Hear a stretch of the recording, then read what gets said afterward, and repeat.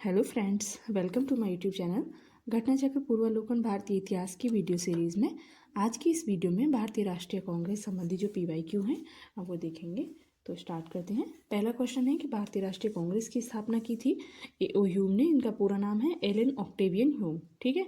तो जब ये भारतीय राष्ट्रीय कांग्रेस की स्थापना हुई थी 1884 में, इसका नाम था भारतीय राष्ट्रीय संघ। ठीक है।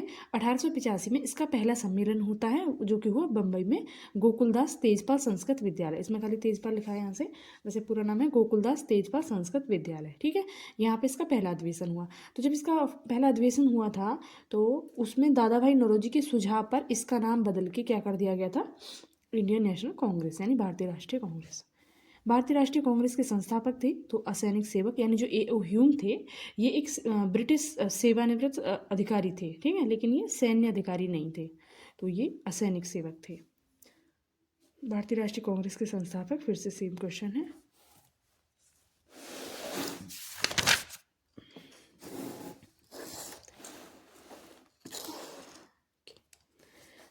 भारतीय राष्ट्रीय कांग्रेस की स्थापना हुई तो 1885 में।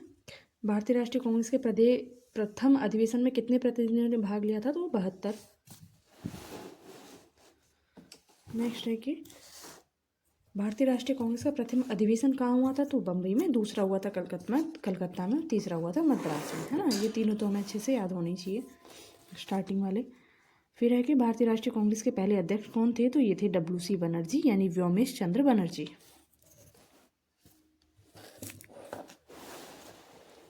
फिर है इसमें कि इनमें से किसने भारतीय राष्ट्रीय कांग्रेस के प्रथम वार्षिक अधिवेशन की अध्यक्षता की थी, तो अभी हमने देखा WC बनर्जी। 1850 में इंडियन नेशनल कांग्रेस का अध्यक्ष कौन था, ये फिर से सेम क्वेश्चन है। ये भी सेम है। ये 12वां देखते हैं। 1885 में WC बनर्जी द्वारा इंगित भारतीय राष्ट्रीय कांग्रेस के निम्न उद्देश्य में से कौन सा नहीं था। ठीक है। तो WC बनर्जी ने कांग्रेस का क्या उद्देश्य बताया था, इसमें ये क्वेश्चन पूछा है।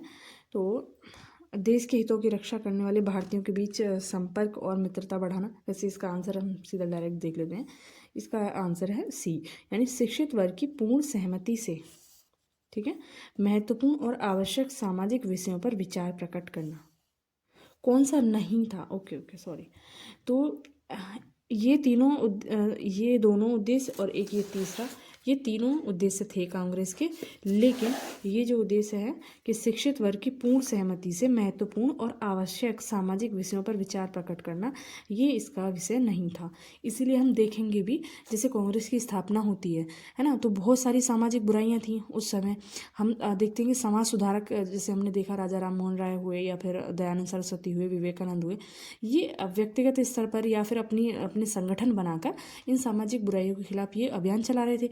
लेकिन जो कि ये अखिल भारतीय संस्था के रूप में गठित हुई थी कांग्रेस, इसने किसी भी सामाजिक बुराई को लेकर कोई ऐसा अभियान नहीं चलाया, है ना। तो वो थोड़ा पढ़ने में मिस्टेक हो गई। अगर हम ठीक से देखते इसे कि कौन सा सही नहीं है, तो हमारे ये अच्छे से समझ में आ जाता है कि सामाजिक विषयों पर विचार प्रकट करना। क्योंकि अगर ऐसा होता तो हम कहीं तो पढ़ते ना कि उस अधिवेशन में, कांग्रेस के फर्स्ट अधिवेशन में या सेकंड अधिवेशन में विधवा विवाह को लेकर कुछ ऐसी बात कही। इस खैर विधवा पुनर्विवाह का एक्ट पारित हो चुका था, लेकिन फिर भी वो अप्लाई तो नहीं हो पा रहा था उस हिसाब से। या फिर इस तरह की बहुत सारी जो बुराइयां थी, जैसे लैंगिक भेदभाव था या जातिगत भेदभाव था, इसके बारे में कांग्रेस के अधिवेशन में कोई भी इस तरीके का प्रस्ताव पारित नहीं होता था, है ना। यानी वो एक राजनीतिक संस्था बन के रही, सामाजिक विषयों पर उसने विचार प्रकट नहीं किया। फिर इसमें कि भारतीय राष्ट्रीय कांग्रेस का 1885 में महासचिव कौन था, तो महासचिव वही थी जो इनके संस्थापक थे यानी A.O. ह्यूम। भारतीय राष्ट्रीय कांग्रेस की स्थापना के समय भारत का वायसराय कौन था, तो डफरिन। और डफरिन का एक स्टेटमेंट भी हमें याद रखना है, वो क्या है कि यह सूक्ष्मदर्शी अल्पसंख्यकों की संस्था है, ये कह के कांग्रेस का इसने मजाक उड़ाया था। ठीक है। निम्न गवर्नर जनरलों में से किसने कांग्रेस को अत्यधिक अल्पसंख्यक लोगों का प्रतिनिधित्व करने वाली कहकर उपहास किया था, अभी हमने देखा डफरिन ने कहा था। फिर इसमें फिर से पूछा है कि जब कांग्रेस की स्थापना हुई तो वायसराय कौन था, डफरिन था। डफरिन के वायसराय काल की एक महत्वपूर्ण घटना क्या है, कांग्रेस की स्थापना। फिर से पूछा है, डफरिन का स्टेटमेंट दिया है। निम्नलिखित में से कौन भारतीय राष्ट्रीय कांग्रेस की स्थापना अधिवेशन में उपस्थित नहीं था? तो सुरेंद्रनाथ बनर्जी, है ना। हमने देखा था कि जो सुरेंद्रनाथ बनर्जी थे ये इसमें उपस्थित नहीं थे, क्योंकि इनका भी जो संगठन था उसका भी अधिवेशन वहीं होना था। और ऐसा माना जाता है कि दोनों अधिवेशन एक ही समय पर हो रहे थे, कांग्रेस का भी और इनकी संस्था का भी। तो इनको शायद एक दूसरे को नॉलेज नहीं होगी, है ना, इस वजह से ये इसमें उपस्थित नहीं हुए थे। हालांकि बाद में हम देखते हैं कि सुरेंद्रनाथ बनर्जी की जो संस्था है वो भी इसमें INC यानी इंडियन नेशनल कांग्रेस में ही मर्ज हो जाती है। ठीक है,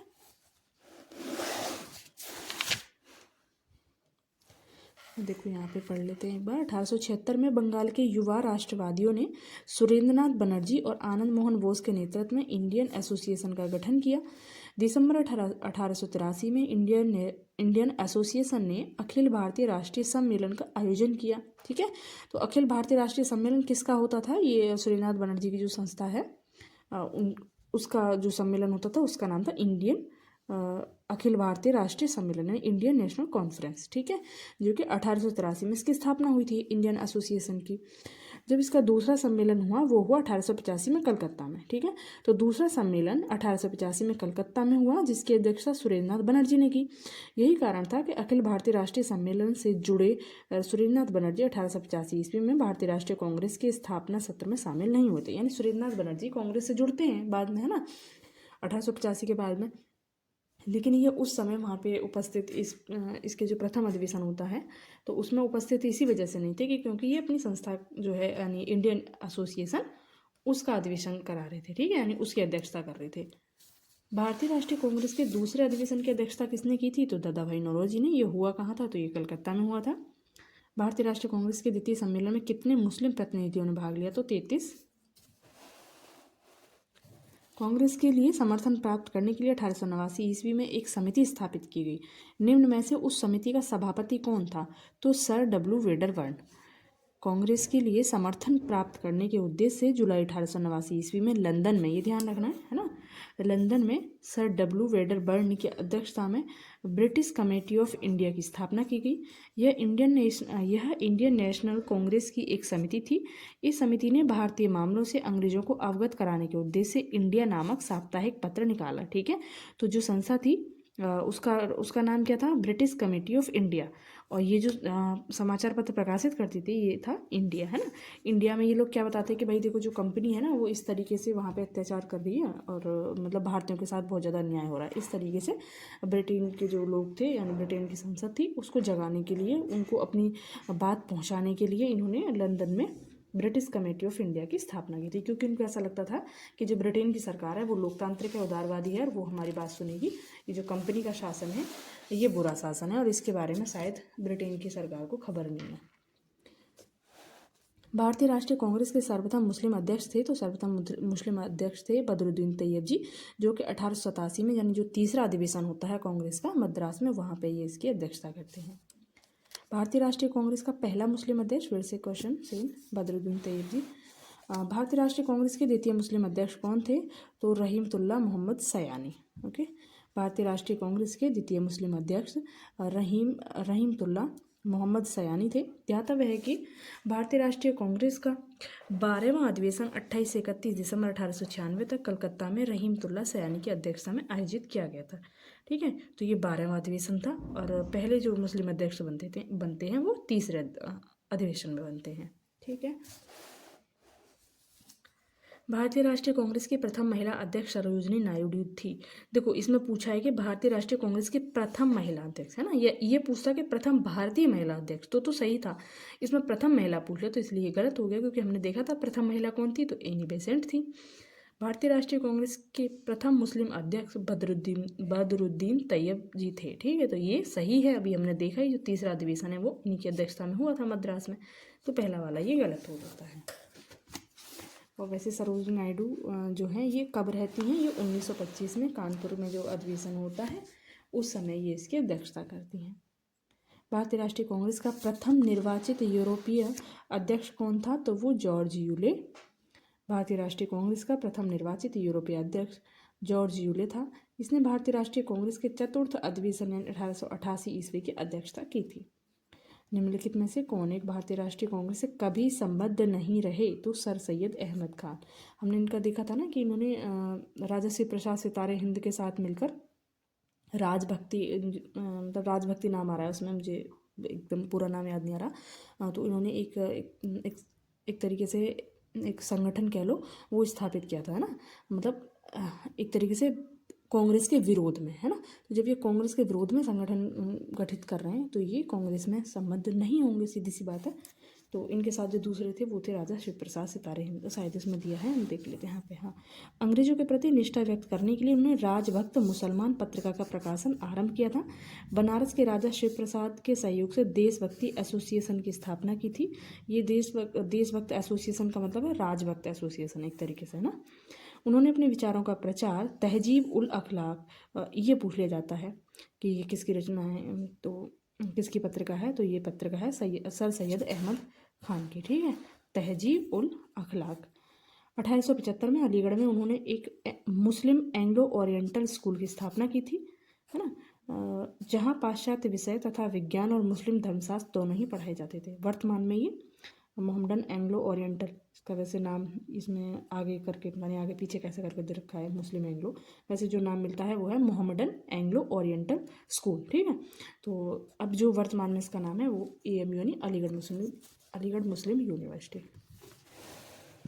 जो कि है अलीगढ़ में। निम्नलिखित में से कौन भारतीय राष्ट्रीय कांग्रेस का अध्यक्ष कभी नहीं चुना गया? तो बाल गंगाधर तिलक, ये कभी नहीं चुने गए। लाला लाजपत राय, जिन्हें लोग प्रायः अब इसमें जो चारों ऑप्शन दिए हैं इसलिए लाला लाजपत राय का नाम है उनमें, तो लाला लाजपत राय के बारे में थोड़ा सा यहाँ पे दिया है कि लाला लाजपत राय, जिन्हें प्रायः शेरे पंजाब यानी पंजाब का सिंह कहते थे, वर्ष 1920 में कलकत्ता के विशेष अधिवेशन में भारतीय राष्ट्रीय कांग्रेस के अध्यक्ष बने ना। इस जो विशेष अधिवेशन हुआ था ये कलकत्ता में, ये किस लिए हुआ था? असहयोग आंदोलन संबंधित प्रस्ताव पारित करने के लिए, ठीक है, यानी विशेष अधिवेशन था, जो वार्षिक अधिवेशन होता है वो नहीं था ये। वे अनहैप्पी इंडिया के लेखक थे, है ना, लाजपत राय के बारे में बात हो रही है कि वे अनहैप्पी इंडिया के लेखक थे। अब श्रीमती एनी बेसेंट के बारे में देख लेते हैं कि श्रीमती एनी बेसेंट आंग्ल आयरलैंड से थी, और इनके बारे में तो हमने देखा ही कि भारतीय राष्ट्रीय कांग्रेस की प्रथम महिला अध्यक्ष यही थी। और इसमें पूछा है कि कौन अध्यक्ष नहीं रहा है, ठीक है, और मोतीलाल नेहरू, जो नेहरू जी के पिताजी हैं, वो तो रहे ही थे। फिर है इसमें कि वे यानी एनी बेसेंट के बारे में बात हो रही है कि वे वर्ष 1907 से 1933 तक थियोसॉफिकल सोसाइटी के प्रधान रहीं।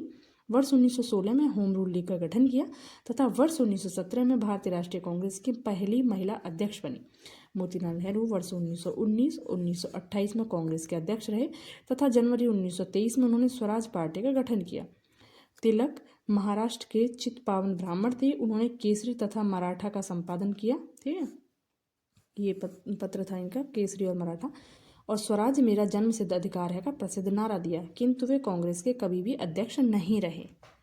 भारतीय राष्ट्रीय कांग्रेस के प्रथम महिला अध्यक्ष तो एनी बेसेंट।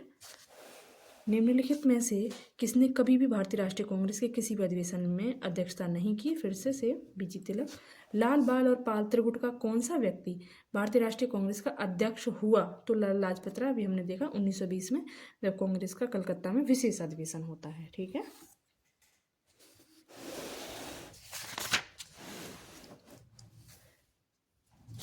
निम्न में से कौन भारतीय राष्ट्रीय कांग्रेस की अध्यक्ष रहीं? तो एनी बेसेंट।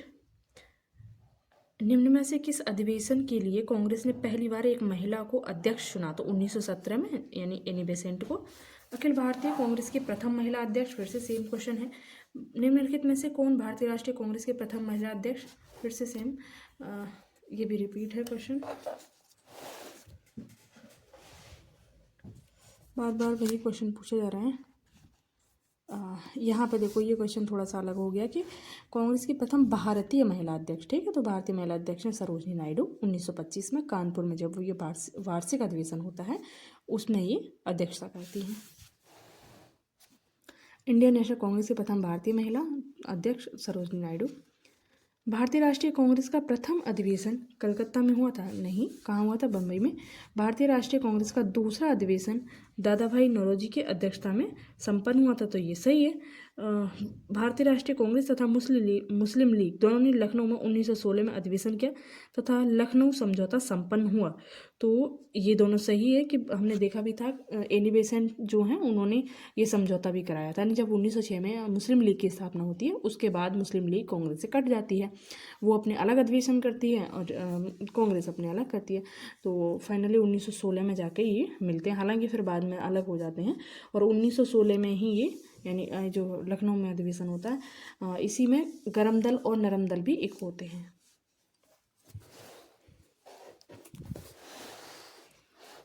भारतीय राष्ट्रीय कांग्रेस का 27वां अधिवेशन किस स्थान पर हुआ, तो बांकीपुर। भारतीय राष्ट्रीय कांग्रेस का 27वां अधिवेशन दिख रहा है क्या? भारतीय राष्ट्रीय कांग्रेस का 27वां अधिवेशन दिसंबर 1912 में बांकीपुर यानी बिहार में संपन्न हुआ। इस अधिवेशन की अध्यक्षता RN मुधोलकर ने की थी। इसी अधिवेशन में A.O. ह्यूम को कांग्रेस का पिता कहा गया था। ठीक है, तो ये बांकीपुर में हुआ। देखो ऐसे याद रख लो कि कोई भी अंग्रेज जो होता है ना वो मतलब कुछ भी काम करते हैं ना उसमें अपना कुछ ना कुछ फ़ायदा देखते हैं, तो कांग्रेस की स्थापना में भी कुछ ना कुछ फ़ायदा था। तो कहाँ पे हुआ था ये? बांकी, जो बांकपन होता है, बांकपन कहते हैं कैसे, टेढ़ेपन को, है ना, तो इसमें कुछ ना कुछ टेढ़ापन था इसमें, इस तरीके से कुछ याद कर सकते हैं कि जो बांकीपुर में हुआ था वहाँ बोला गया था A.O. ह्यूम को कांग्रेस का पिता।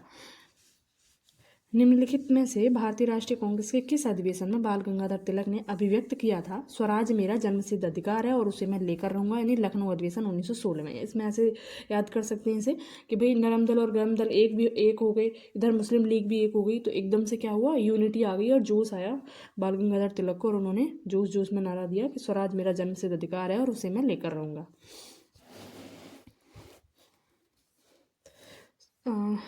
मतलब ये नारा पूछा है कि स्वराज मेरा जन्मसिद्ध अधिकार है, इसे मैं लेकर रहूंगा, ये किसने कहा था? तो अभी हमने देखा ये बाल गंगाधर तिलक ने कहा। फिर से क्वेश्चन सेम, ये भी सेम है, ये भी सेम है। अब यहाँ पे आते हैं 48। भारतीय राष्ट्रीय कांग्रेस के बारे में निम्नलिखित कथनों पर विचार कीजिए। सरोजनी नायडू कांग्रेस की अध्यक्ष होने वाली प्रथम महिला थी। देखो यहाँ फिर से गलत है, प्रथम भारतीय महिला थी वो, है ना। CR इसमें पूछा है, सही पूछा है, ठीक है, तो पहले तो गलत ही हो गया। CR दास ने जब कांग्रेस अध्यक्ष के रूप में कार्य किया तो वे जेल में थे। पता नहीं, देखते हैं। एलन ओक्टेनहोम प्रथम ब्रिटिश नागरिक थे जो कांग्रेस अध्यक्ष बने। ये कांग्रेस अध्यक्ष तो बने ही नहीं थे, है ना, ये सचिव थे। जॉर्ज यूल थे जो प्रथम यूरोपीय थे जो कि अध्यक्ष बने थे। अल्फ्रेड वेब 1894 कांग्रेस के अध्यक्ष थे। 1894 में ये थे, तो लेकिन कब थे ये नहीं पता, देखते हैं। आंसर होगा इसमें 2 और 4। ओके, ये सही है, ये सही है, तो ठीक है, ये वाला तो हमने देख लिया कि ये अध्यक्ष नहीं थे। यानी अल्फ्रेड वेब जो थी 1894 में ही कांग्रेस के अध्यक्ष बने थे। और CR दास ने जब कांग्रेस की अध्यक्षता की थी तो वो उस समय जेल में थे। ये जेल में थे, लेकिन इनकी जगह पे मतलब अध्यक्ष इन्हीं को माना गया, लेकिन इनकी जगह पे किसी और ने की थी, उसमें नाम शायद इसमें होगा, देखते हैं। भारतीय राष्ट्रीय कांग्रेस के प्रथम महिला अध्यक्ष होने का गौरव एनी बेसेंट को प्राप्त है, जिन्होंने वर्ष 1917 में कलकत्ता अधिवेशन की अध्यक्षता की थी। A.O. ह्यूम भारतीय राष्ट्रीय कांग्रेस के संस्थापक थे। ये इसके अध्यक्ष कभी नहीं रहे, केवल महासचिव बने। CR दास ने वर्ष 1922 में गया अधिवेशन की अध्यक्षता की। ठीक है, गया कहाँ गए थे? ये जेल में गए थे और वहाँ से इन्होंने अध्यक्षता की थी। जबकि 1921 में अहमदाबाद अधिवेशन में CR दास को अध्यक्ष नामित किया गया था, परंतु इस दौरान उनके जेल में होने के कारण इस अधिवेशन की अध्यक्षता हकीम अजमल खान ने की थी। ठीक है, तो ये दे रखा है यहाँ पे, किसने की थी? हकीम अजमल खान। CR दास ने वर्ष 1922 में गया अधिवेशन की अध्यक्षता की थी, जबकि वर्ष 1921 के अहमदाबाद अधिवेशन में CR दास को अध्यक्ष नामित किया गया था, परंतु इस दौरान उनके जेल में होने के कारण इस अधिवेशन की अध्यक्षता हकीम अजमल खान ने की थी। यानी 1921 में भी ये अध्यक्ष रहे, 1922 में भी रहे। 1921 में जेल में से रह के नाम मात्र के लिए थे और 1922 में इन्होंने गया अधिवेशन की अध्यक्षता की ही थी। ठीक है, ओके। दास ने जेल से कांग्रेस अध्यक्ष के रूप में कार्य किया। अल्फ्रेड वेब मद्रास अधिवेशन में 1894 में भारतीय राष्ट्रीय कांग्रेस के अध्यक्ष बने। किसने कहा था कि कांग्रेस आंदोलन न तो लोगों द्वारा प्रेरित था, न ही यह उनके द्वारा सोचा या योजनाबद्ध किया गया था? तो ये लाला लाजपत राय ने। लाला लाजपत राय ने अपने एक लेख में लिखा कि कांग्रेस आंदोलन न तो लोगों द्वारा प्रेरित था, न ही यह उनके द्वारा सोचा या योजनाबद्ध किया गया था। यानी ये देखो, ये ना गर्म दल से थे, जो हमने अभी पढ़ा ना, लाल बाल पाल, यानी लाला लाजपत राय, बाल गंगाधर तिलक और बिपिन चंद्र पाल, ये तीनों गर्म दल से थे। तो ये जो उदारवादी थे ये उनके आलोचक थे, ठीक है। और उदारवादी जो थे ये ब्रिटेन को मतलब अच्छा मानते थे। तो जो ए.ओ. ह्यूम है वो कांग्रेस के उदारवादी थे, वो ए.ओ. ह्यूम को समझते थे कि हाँ इसने बहुत अच्छा काम किया। लेकिन ये जो गरम दल वाले थे ये कहते थे कि ये सब अंग्रेजों ने अपने फ़ायदे के लिए किया है, ठीक है। तो इस वजह से ये एक तरीके से उसके विरोध में थे, तो इसीलिए इन्होंने ऐसी स्टेटमेंट दी है। किसने कहा था कांग्रेस पतन के लिए लड़खड़ा रही है? मेरी सबसे बड़ी अभिलाषा जब तक मैं भारत में हूँ कांग्रेस की शांतिपूर्ण समाप्ति में सहयोग करना है। तो ये कहा था कर्जन ने, यानी जिसने बंगाल का विभाजन किया था। अध्यक्षीय संबोधन के समय जिस कांग्रेस अध्यक्ष ने हिंदी भाषा के लिए रोमन लिपि लागू करने की वकालत की थी, तो वे कौन थे? वे सुभाष चंद्र बोस थे। अपने अध्यक्षीय संबोधन के समय, यानी इस समय अध्यक्ष थे, तो अपने अध्यक्षीय संबोधन के समय सुभाष चंद्र बोस ने हिंदी भाषा के लिए रोमन लिपि लागू करने की वकालत की। सुभाष चंद्र बोस ने कांग्रेस के हरिपुरा अधिवेशन यानी 1938 की अध्यक्षता की थी, ठीक है। और फिर इसके बाद इन्होंने त्रिपुरा की, हरिपुरा और त्रिपुरी की, जो दूसरी बार अध्यक्ष बनते हैं ये, तो त्रिपुरी अधिवेशन में बनते हैं। भारत के स्वातंत्र प्राप्ति के बाद निम्नलिखित में से किसने सुझाव दिया कि भारतीय राष्ट्रीय कांग्रेस को समाप्त कर देना चाहिए? तो ये महात्मा गांधी ने कहा था। अमृतसर के भारतीय राष्ट्रीय कांग्रेस अधिवेशन 1919 के प्रस्ताव के अनुसार महात्मा गांधी द्वारा कांग्रेस का नया संविधान लिखने हेतु निम्नलिखित में से किन्हें उनके सहयोग हेतु चुना गया? तो ये थे NC केलकर और IB सेन। कांग्रेस के संविधान लिखने हेतु महात्मा गांधी, बाल गंगाधर तिलक एवं CR दास का सहयोग। महात्मा गांधी जो थे, मतलब ये कांग्रेस का संविधान लिखना चाहते थे महात्मा गांधी, ठीक है। तो अब इसमें लिखा है कि कांग्रेस का संविधान लिखने हेतु महात्मा गांधी किसका सहयोग चाहते थे? BG तिलक और CR दास का सहयोग चाहते थे, किंतु कार्याधिक्य के कारण इस हेतु नेता द्वय उपलब्ध नहीं हो सके। इन शीर्ष नेताओं के स्थानापन्न के रूप में इन्हीं नेताओं के कनिष्ठ सहयोगी NC केलकर और IB सेन को कांग्रेस संविधान के लेखन में महात्मा गांधी के सहयोग हेतु चुना गया। कांग्रेस के एक अधिवेशन में एक गवर्नर जनरल ने भाग लिया था। उक्त गवर्नर जनरल तथा अधिवेशन स्थल निम्न में से कौन सा था? कांग्रेस के एक अधिवेशन में एक गवर्नर जनरल ने गवर्नर जनरल ने भाग लिया था, तो ये था लॉर्ड विलिंगटन, ठीक है। तो बम्बई में ही इसने भाग लिया था 1915 में।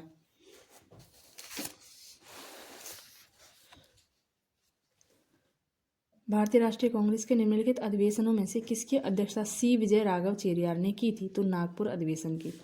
C. विजय राघव चेरियार ने भारतीय राष्ट्रीय कांग्रेस के नागपुर अधिवेशन की अध्यक्षता की थी। लखनऊ अधिवेशन, अब इसमें यहाँ पे लखनऊ अधिवेशन दिया है, तो लखनऊ अधिवेशन क्यों महत्वपूर्ण है? हमने देखा कि मुस्लिम लीग और कांग्रेस और गरम दल और नरम दल ये एक हो जाते हैं, ठीक है। गया अधिवेशन का हमने देखा था, गया अधिवेशन 1922 में हुआ था, जो कि CR दास ने किया था, ठीक है। फिर उसके बाद, ठीक है, ये तीनों ऑप्शन हैं, तो तीनों के बारे में हमने देख लिया। नागपुर अधिवेशन 1920 में ही सदस्यता शुल्क 4 आना किया गया तथा ताकि गरीब से गरीब व्यक्ति भी कांग्रेस से जुड़ सकें। तो ये जो नागपुर अधिवेशन है जिसकी अध्यक्षता की थी C. विजय राघव चेरियार ने, तो इसलिए महत्वपूर्ण हो जाता है कि कांग्रेस में अगर कोई मेंबर बनता है, कांग्रेस की कोई सदस्यता लेता है, तो उसे सिर्फ 4 आना शुल्क देना था, जिससे कि ज़्यादा से ज़्यादा लोगों को कांग्रेस से जोड़ा जा सके। नागपुर अधिवेशन होता कब है? तो ये 1920 में होता है। निम्नलिखित में से किस अधिवेशन में कांग्रेस ने पहली बार भारतीय रियासतों के प्रति अपनी नीति घोषित की थी? तो नागपुर अधिवेशन में। वर्ष 1920 में भारतीय राष्ट्रीय कांग्रेस ने अपने नागपुर अधिवेशन में रियासतों के प्रति अपनी नीति की घोषणा करते हुए उनके शासकों से यह मांग की कि प्रजा को पूर्ण उत्तरदायी सरकार दी जाए, ठीक है। निम्नलिखित कथनों में से कौन से सत्य हैं? कांग्रेस के नागपुर सत्र यानी 1920 के पश्चात प्रांतीय कांग्रेस समितियों का गठन भाषाई आधार पर किया गया, ठीक है। फिर उसके बाद में है मतलब ये सही है। वर्ष 1948 में कांग्रेस ने भाषाई आधार पर प्रांतों के गठन की मांग को अस्वीकार कर दिया। 1948 की बात हो रही है, यानी देश आज़ाद होने के बाद। तो हाँ, ये सही है, अस्वीकार कर दिया था। इसी वजह से हम देखते हैं कि आंध्र प्रदेश में जो भाषाई आधार पर जो गठन होना था राज्यों का, वहाँ पे आंदोलन भी होता है और पोटी श्री रामुलु की मौत भी हो जाती है जब वो भूख हड़ताल करते हैं, है ना। इसी वजह से, क्योंकि कांग्रेस ने भाषाई आधार पर प्रांतों के गठन की मांग को अस्वीकार कर दिया था। और जबकि जब स्वतंत्रता आंदोलन में जब सब लोग साथ दे रहे थे, तो उस समय कहा गया, उस समय मतलब हुआ भी था, कहा क्या गया, हुआ भी था, भाषाई आधार पर प्रांतों का गठन किया गया था। ठीक है, प्रांतीय कांग्रेस समितियों का भाषाई आधार पर गठन किया गया था, लेकिन स्वतंत्रता के बाद में ये मना कर दिया जाता है। तो वर्ष 1920 के कांग्रेस के नागपुर सत्र में भाषाई आधार पर प्रांतीय कांग्रेस समितियों के गठन को मंजूरी प्रदान की गई, लेकिन स्वतंत्रता के उपरांत वर्ष 1948 में भाषा के आधार पर प्रांतों के पुनर्गठन की मांग कांग्रेस ने ठुकरा दी थी। 1922 में गया के इंडियन नेशनल कांग्रेस के अधिवेशन के अध्यक्ष कौन थे? तो चित्तरंजन दास थे। वर्ष 1922 में जेल से छूटने के बाद, यानी 1921 में जब ये जेल गए थे, उस समय भी अध्यक्ष थे, और लेकिन फिर अध्यक्षता की किसने थी? तो हकीम अजमल खान ने। ठीक, यानी इन्हीं के नाम पर अध्यक्ष यही माने गए। तो 1922 में जेल से छूटने के बाद चित्तरंजन दास को गया में कांग्रेस सम्मेलन का निर्वाचित अध्यक्ष घोषित किया गया। असहयोग आंदोलन की समाप्ति के बाद देशबंधु ने सभा प्रवेश कार्यक्रम के जरिए जैसे सभाओं के भीतर से असहयोग भारतीय राजनीति को नया आयाम देने का प्रयास किया, परंतु सी राजगोपालाचारी, वल्लभ भाई पटेल, डॉक्टर राजेंद्र प्रसाद, एन.जी. रंगा, आयंगर आदि नेताओं ने परिषद में प्रवेश करने की नीति का विरोध किया। इस अधिवेशन में काउंसिल में प्रवेश न लेने का प्रस्ताव पारित हुआ। फलस्वरूप चित्तरंजन दास ने त्यागपत्र दे दिया। इसके उपरांत उन्होंने कांग्रेस के भीतर से स्वराज पार्टी की स्थापना की। यानी देखो, जब असहयोग आंदोलन हो रहा था तो ऐसा बोला गया कि हम अंग्रेजों के साथ में ना कोई भी सहयोग नहीं करेंगे, यानी जो प्रांतीय विधानसभा होती है उसमें हम चुनाव नहीं लड़ेंगे। लेकिन इस बात पे सभी कांग्रेस जो सदस्य थे वो एक मत नहीं थे। कुछ लोग कहते थे कि हमें सदस्यता लेनी चाहिए, यानी कि हमें चुनाव लड़ना चाहिए, और कुछ का मानना था कि हमें चुनाव नहीं लड़ना चाहिए। इसी बात पर दोनों में मतलब दो जो गुट बन जाते हैं उनमें मतभेद होता है। फिर इसमें होता है, इस अधिवेशन में काउंसिल में प्रवेश न लेने का प्रस्ताव पारित हुआ, यानी 1922 वाले में। फलस्वरूप चित्तरंजन दास ने त्यागपत्र दे दिया। यानी चित्तरंजन दास का मानना था कि हमें मतलब प्रवेश लेना चाहिए काउंसिल में। ठीक है, तो फिर इसके बाद में क्या होता है कि इसके उपरांत इन्होंने कांग्रेस के भीतर से स्वराज पार्टी की स्थापना की। यानी कांग्रेस के, ऐसा नहीं कि उन्होंने ये बोला कि हम कांग्रेस से अलग स्वराज पार्टी की स्थापना कर रहे हैं, कांग्रेस के अंदर ही इन्होंने स्वराज पार्टी की स्थापना की। यानी कांग्रेस के सदस्य ही रहे ये तब भी, लेकिन मतलब कांग्रेस के भीतर से, कहने का मतलब है कांग्रेस के नाम पर ही इन्होंने की। ऐसा क्यों घोषणा नहीं की कि भाई मैं कांग्रेस से त्यागपत्र दे दिया है मैंने, तो मैं अलग से ऐसी कोई पार्टी बना रहा हूँ। ठीक है, भारतीय राष्ट्रीय कांग्रेस के 1922 में आयोजित गया अधिवेशन के अध्यक्ष कौन थे? चित्तरंजन दास। निम्नलिखित में से किसने अखिल भारतीय हरिजन सेवक संघ की स्थापना 1932 में की थी? तो M.K. गांधी ने, है ना। तो ये हरिजन शब्द है ना, ये भी महात्मा गांधी ने दिया था। तो इससे भी हम थोड़ा सा कनेक्ट कर सकते हैं कि भाई महात्मा गांधी ने की होगी, लेकिन हाँ, इसका जो साल है वो भी हमें पता होना चाहिए कि ये 1932 में इसकी स्थापना की गई थी। जो पूना पैक्ट वगैरह आता है हरिजनों की वोट को बांटने के लिए, तो उसी समय की ये बात है।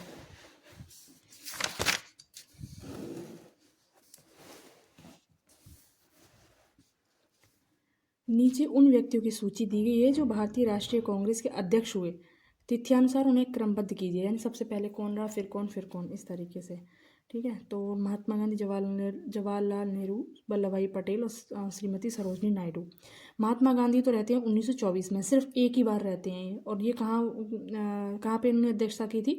तो बेलगांव में। ठीक है, और श्रीमती सरोजनी नायडू ने करी थी 1925 में, यानी इनका पता चलेगा 1924 और ये हो गए 1925। जहाँ एक आएगा उसके तुरंत बाद 4 आएगा, इस तरीके से अगर देखें तो C है। ठीक है, वैसे बाकी इनका देख लेते हैं, जवाहरलाल नेहरू और वल्लभ भाई पटेल। तो जवाहरलाल नेहरू ने कब की थी इसमें? जवाहरलाल नेहरू ने वर्ष 1929 में। हाँ, ये तो काफ़ी महत्वपूर्ण है, याद ही रहता है वैसे तो। जवाहरलाल नेहरू ने 1929 में लाहौर में अध्यक्षता की थी, 1936 में लखनऊ में, तथा दिसंबर 1936 में फैजपुर अधिवेशन की अध्यक्षता की थी।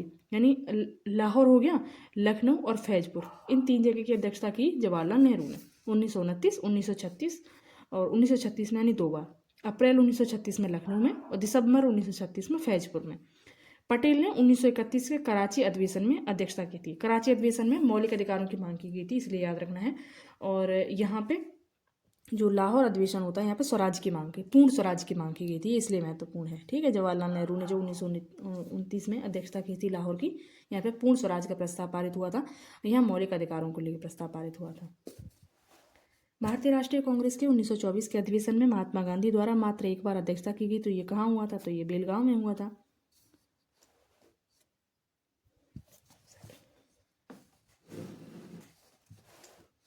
भारतीय राष्ट्रीय कांग्रेस का एकमात्र अधिवेशन जिसकी अध्यक्षता महात्मा गांधी ने की थी, तो बेलगांव 1924।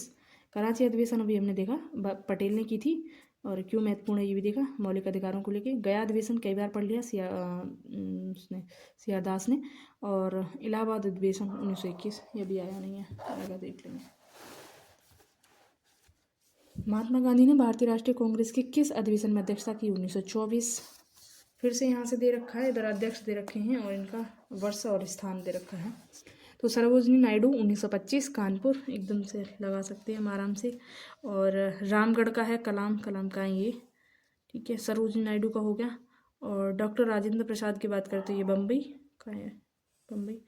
फिर मोतीलाल बसते हैं, तो ये हो गए अमृतसर 1919। यहाँ पे हैं भी मोतीलाल नेहरू अमृतसर 1919, सरोजिनी नायडू कानपुर 1925, डॉक्टर राजेंद्र प्रसाद 1934 यानी बम्बई में, और अबुल कलाम आज़ाद रामगढ़ 1940। फिर से यहाँ पे क्या दिया है इधर, भारतीय राष्ट्रीय कांग्रेस के अधिवेशन, ठीक है, यहाँ पे अधिवेशन दी है। मतलब मेरठ में किस वर्ष हुआ, कानपुर में किस वर्ष हुआ, इस बारे में देखो। कानपुर का भी हमने देखा, कई बार देख चुके हैं कानपुर। सरोजिनी नायडू 1925, ठीक है। और मेरठ का हमने देखा तो जो सबसे लास्ट में हुआ था मेरठ अधिवेशन 1946 में। और फिर बचता है हमारा ये लखनऊ अधिवेशन। लखनऊ अधिवेशन में 2-3 बार पढ़ लिया, 1916, क्यों महत्वपूर्ण है ये भी हमने देख लिया। और लखनऊ अधिवेशन की वैसे अध्यक्षता की थी मजूमदार ने, और ये महत्वपूर्ण इसलिए है, मुस्लिम लीग और कांग्रेस वाला और गरम दल और नरम दल ये सब एक हो गए थे। फिर बचता है ये बनारस हो गया 1905, इसके मतलब अध्यक्षता की थी गोखले ने। इधर यहाँ पे दिया है ईयर वाइज। निम्नलिखित में से किस भारतीय राष्ट्रीय कांग्रेस के अधिवेशन में जवाहरलाल नेहरू ने समाजवाद को भारत की समस्याओं को हल करने की कुंजी बताया? ये महत्वपूर्ण है, ठीक है। तो लखनऊ में, और लखनऊ में ही हमने वो देखा था ना, स्वराज मेरा जन्मसिद्ध अधिकार है। और लखनऊ में ही जवाहरलाल नेहरू ने कहा कि समाजवाद को भारत की समस्याओं को हल करने की कुंजी बताया। वर्ष 1938 के भारतीय राष्ट्रीय कांग्रेस के हरिपुरा अधिवेशन की अध्यक्षता किसने की थी? तो सुभाष चंद्र बोस ने की थी। 1946 में यहाँ पे था ना मेरठ, उनके अध्यक्ष का नाम बोली थी वो JB कृपलानी। अब यहाँ पे सबके नाम दिए हैं, तो यहाँ इसकी एक्सप्लेनेशन में सबका बता रखा है कि किसने कहाँ की। देखो अबुल कलाम आज़ाद रामगढ़, अभी हमने देखा भी था, वैसे यहाँ पे नहीं दिया, लेकिन मैंने अभी पढ़ा था ये 66 क्वेश्चन में बताया था कि यहाँ जो 19 यहाँ नहीं था, छोड़ दो, यहाँ भी था। कुल मिला के रामगढ़ का आता है कलाम के साथ में, ये ध्यान रखना है। और JB कृपलानी मेरठ 1946, सुभाष चंद्र बोस हरिपुरा और त्रिपुरी दोनों हो जाते हैं इनके। और बाकी बचते हैं ये राजेंद्र प्रसाद, इनका देख लेते हैं। कांग्रेस का 51वां अधिवेशन 19 से 21 फरवरी 1938 के दौरान गुजरात के हरिपुरा में संपन्न हुआ। इस अधिवेशन की अध्यक्षता सुभाष चंद्र बोस ने की थी। इस अधिवेशन में राष्ट्रीय नियोजन समिति का गठन किया गया, ये ध्यान रखना है, राष्ट्रीय नियोजन समिति का गठन किया गया था। और इसके प्रमुख बनाए गए थे जवाहरलाल नेहरू। पंडित जवाहरलाल नेहरू को इसका अध्यक्ष बनाया गया। राजेंद्र प्रसाद को 1934 में कांग्रेस अध्यक्ष चुना गया। आगे चलकर 1940 से 1946 तक अबुल कलाम आज़ाद कांग्रेस अध्यक्ष रहे, जबकि JB कृपलानी को वर्ष 1946 में मेरठ कांग्रेस अधिवेशन में अध्यक्ष निर्वाचित किया गया था। वर्ष 1938 के लिए भारतीय राष्ट्रीय कांग्रेस का अध्यक्ष किसे चुना गया? सुभाष चंद्र बोस को। हरिपुरा हमने कई बार देखा है भी। इनमें से कौन सबसे कम आयु में भारतीय राष्ट्रीय कांग्रेस का अध्यक्ष बनने वाला व्यक्ति था? तो अबुल कलाम आज़ाद। कहाँ के थे ये? मतलब कहाँ पे इन्होंने अध्यक्षता की थी? तो रामगढ़ में। मौलाना अबुल कलाम आज़ाद 1888 से 1958 इनका मतलब जीवन काल है। तो मौलाना अबुल कलाम आज़ाद वर्ष 1923 में दिल्ली में आयोजित भारतीय राष्ट्रीय कांग्रेस के विशेष सत्र में अध्यक्ष बनते हैं, ठीक है। और वैसे जो वार्षिक अधिवेशन होता है वो वहाँ पे रामगढ़ में बनते हैं अध्यक्ष, ठीक है। तो वह भारतीय राष्ट्रीय कांग्रेस का अध्यक्ष पद धारण करने वाले सबसे कम उम्र के व्यक्ति थे। अबुल कलाम आज़ाद वर्ष 1940 से 1946 तक वर्ष 1940 से 1946 तक लगातार 6 वर्षों तक भारतीय राष्ट्रीय कांग्रेस के अध्यक्ष रहे। आज़ादी के पूर्व यह सबसे लंबा कार्यकाल था। जवाहरलाल नेहरू 1889 से 1964 ईस्वी, जवाहरलाल नेहरू का ये समय काल है, मतलब कब इन जीवन काल कहेंगे। जवाहरलाल नेहरू का जीवन काल 1889 से 1964। तो जवाहरलाल नेहरू ने वर्ष 1929 में कांग्रेस के लाहौर अधिवेशन की अध्यक्षता की। लाहौर अधिवेशन पूर्ण स्वराज से हमें याद रखना है। आनंद मोहन बोस ने 1898 में कांग्रेस के मद्रास अधिवेशन की अध्यक्षता की, जबकि भूपेंद्र नाथ बोस ने 1914 में कांग्रेस के मद्रास अधिवेशन की अध्यक्षता की। फिर यहाँ पे अधिवेशन स्थान दिए हैं और कांग्रेस अध्यक्ष दिए हैं। हरिपुरा सुभाष चंद्र बोस के साथ फटाफट से हम लगा देंगे यहाँ पे। कानपुर सरोजनी नायडू, और मद्रास में आते हैं अंसारी, ये बसते हैं पुरुषोत्तम दास टंडन, तो ये हो गए नासिक, ठीक है।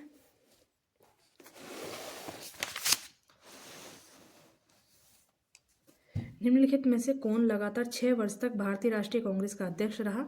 तो अबुल कलाम आज़ाद 1940 से 1946। जब भारत स्वतंत्र हुआ उस समय कांग्रेस के अध्यक्ष कौन थे? तो JB कृपलानी, मेरठ में जो अध्यक्ष बने थे। भारत के विभाजन के समय भारतीय राष्ट्रीय कांग्रेस का अध्यक्ष कौन था? JB कृपलानी। जनमनगढ़ पहली बार किस अवसर पर गाया गया था? तो भारतीय राष्ट्रीय कांग्रेस का अधिवेशन 1911 में, ठीक है। और जो कहाँ पे हुआ था? कलकत्ता में। भारतीय राष्ट्रीय कांग्रेस का अंतिम अधिवेशन जिसमें बाल गंगाधर तिलक ने भाग लिया था, तो अमृतसर अधिवेशन 1919। बाल गंगाधर तिलक ने अंतिम रूप से भारतीय राष्ट्रीय कांग्रेस के अमृतसर अधिवेशन 1919 में भाग लिया था। इन्होंने मॉन्टेग्यू चेम्सफोर्ड सुधारों के तहत होने वाले विधायिका के चुनाव के बहिष्कार करने की महात्मा गांधी की नीति का विरोध किया था। यानी ये कहते थे कि चुनाव में हमें भाग लेना चाहिए। तिलक ने उत्तरदायी सहयोग यानी रिस्पॉन्सिव कोऑपरेशन की नीति को अपनाने की सलाह दी थी।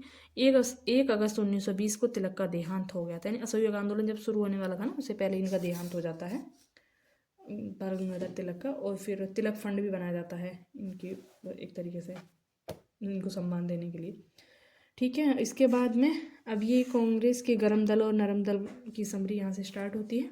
मिलते हैं नेक्स्ट वीडियो में। Thank you.